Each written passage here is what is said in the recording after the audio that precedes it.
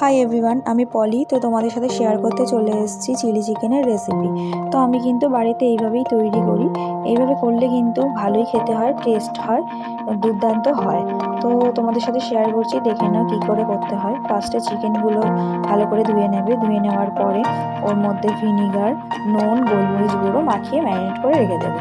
Marinate করে রেখে দেওয়ার পরে তার মধ্যে কর্নফ্লাওয়ার দেবে, ডিম দেবে, আদা রসুন পেস্ট দেবে। দেওয়ার পরে ওর মধ্যে একটু সয়া সস দেবে, দিয়ে ভালো করে মাখিয়ে নিয়ে তেলে এইভাবে ফ্রাই করে নেবে। ফ্রাই করে নেওয়ার পরে তো তারপরে তেলের মধ্যে তোমরা দেবে পেঁয়াজ, এরমভাবে কাটবে, এরকম করে কেটে তারপরে ক্যাপসিকাম কাটবে। এরমভাবে ফার্স্টে পেঁয়াজটাকে ভালো করে তেলের মধ্যে একটু ভেজে নেবে। তারপরে ভাজা হয়ে গেলে দিয়ে দেবে ক্যাপসিকাম। তো দেখো এখন আমি একটু ফ্রাই করছি। একটু ফ্রাই হয়ে যাওয়ার পরে দিয়ে দিলাম ক্যাপসিকাম কুচি। তো ক্যাপসিকামটা দিয়ে দেওয়ার পরে একটু ভালো করে নাড়াচাড়া করে নেব, একটু যাতে না ক্যাপসিকামের গন্ধটা একটু হালকাভাবে চলে যায়। তো যতটা পারবো একটুখানি নাড়িয়ে নেব, যাতে না বেশি তলায় লেগেও না যায়, পুড়েও না যায়, বেশ ভালো যেন টেস্টটা আসে। তো সেইভাবে একটু নেড়ে চেড়ে নেওয়ার পরে ওর মধ্যে দেবো নুন, লঙ্কার গুঁড়ো দিয়ে একটু চিনি দিয়ে দেবো। দিয়ে দেওয়ার পরে ভালোভাবে নাড়তে হবে। নাড়া হয়ে গেলে তো একটু ভালোভাবে নেড়ে চেড়ে নেব। তো একটুখানি কুক হয়ে যাওয়ার পরে তার মধ্যে দিয়ে দিলাম সয়া সস। তো সয়া সসটা একটু বুঝেই দেবো, কারণ সয়া সসেও নুন থাকে। তো তোমরা যখন দেবে একটু বুঝে দেবে, নুনটা একটু বুঝে দেবে, কারণ সয়া সসে একটু নুন থাকে। তো সয়া সস দেওয়ার পরে আমি দিয়ে দেবো এখানে টমেটো সস। তো টমেটো সস দেওয়ার ভালোভাবে দিয়ে নেবো যতটা লাগবে। তো তোমরা কিন্তু তোমাদের পরিমাণ বুঝে দিও। তো আমি এখানে টমেটো সস দিয়ে দেওয়ার পরে একটুখানি চিলি সস দিই। তো চিলি সস দিয়ে ভালোভাবে নেড়ে নেবো। একটু নেড়ে নিয়ে ভালোভাবে একটু নেড়ে চেড়ে নেবো, যাতে না তলায় না লেগে যায়। তো নেড়ে নেবো। তো দেখো নেড়ে নিচ্ছি। তো এইভাবেই করতে পারো, ভালোই হয় খেতে।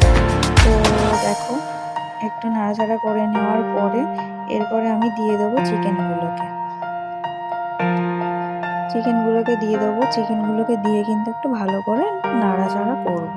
তো দেখো, সাথে থাকো, পাশে থাকো। দেখো একটুখানি নাড়াচাড়া করছি। মানে কুক হয়ে যাওয়ার পরে চিকেনগুলোকে দেবো।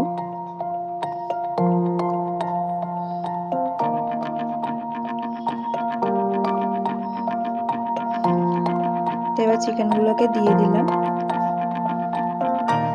দিয়ে দেওয়ার পর চিকেনগুলো ভালো করে, যাতে না ভিতরে মশলাগুলো ঢুকে যায়, সসগুলো ভালোভাবে ঢোকে, তো একটুখানি সেইভাবে নেড়ে চেড়ে নেব। তো দেখো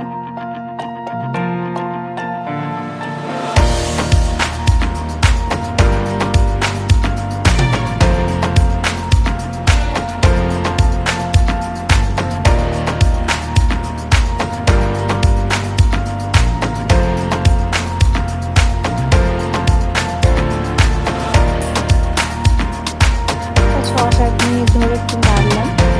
নেড়ে নেওয়ার পরে একটু জলের মধ্যে একটু কর্নফ্লাওয়ার গুলে তার মধ্যে দিয়ে দিলাম, যাতে না থিকনেসটা একটু হয়, জল কেটে না বেরিয়ে যায়, এইটার জন্য একটু থিকনেসটা হয়। তো তাই জন্য দিয়ে দিলাম। দিয়ে দেওয়ার পরে আরও একটু বেশি জল দিয়ে দিলাম। দিয়ে দেওয়ার পর এটা একটু হোক। তো আমি 15-20 মিনিট পরে আবার তোমাদের দেখাচ্ছি ফাইনাল লুকটা কীরকম হলো।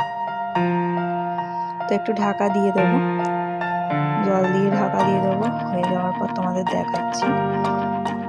তারপর একটু কাঁচা লঙ্কা দিয়ে ঢাকা দেবো।